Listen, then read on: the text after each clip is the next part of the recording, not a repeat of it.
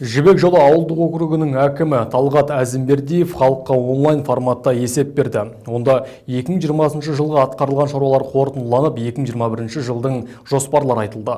Нақтырақ тілші материалында. Әкім әлеуметтік желіде тікелей байланысқа шығу арқылы халыққа есеп берді.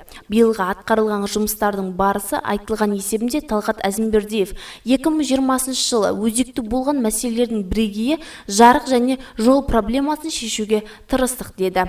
Пандемияның уақытында тікелей эфирге шығу мақсаты атқарған жолда қазір көбінесе бәрі үйде отырып қалған байланысты біздің де жұмысымыз көрсете тұра атқарған туралы елде не болып жатқан жағдайды да айта кетіп атқарған жұмыстарымыз толығымен көрсетіп бәз адамдардың мәселесін айтылған мәселелер бар, сын ескертпелер бар, соның бәрін торлап көрсету, және сол мақсатта ғой негізінде.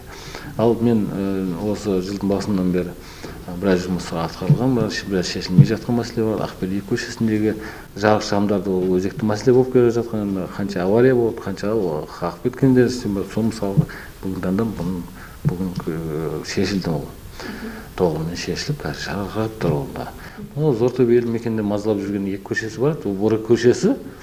Бір көшесі қаржыға байланысты, қаржы бөлінгеніне байланысты, Ясауи көшесі толығымен олда орындалып шықты.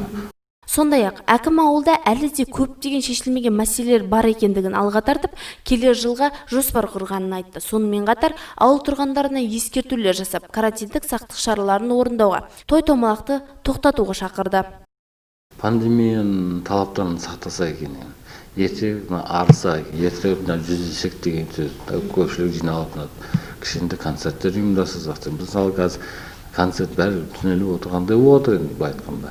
Кішкентай концерт ұйымдастырып, мейрамдарды өтіп отыр, басқа бәрі тығылып отырғандай отырмыз. Ертерек сақтап, пандемияның уақытында талаптарын сақтап, сол пандемия аман есен жетсек, бір тілеп атқан сол. Сөз соңында әкім көптеген жұмыстардың жоспарда бар екендігін алға тартып, әлі атқарылатын тірліктердің толаға екендігін жеткізді.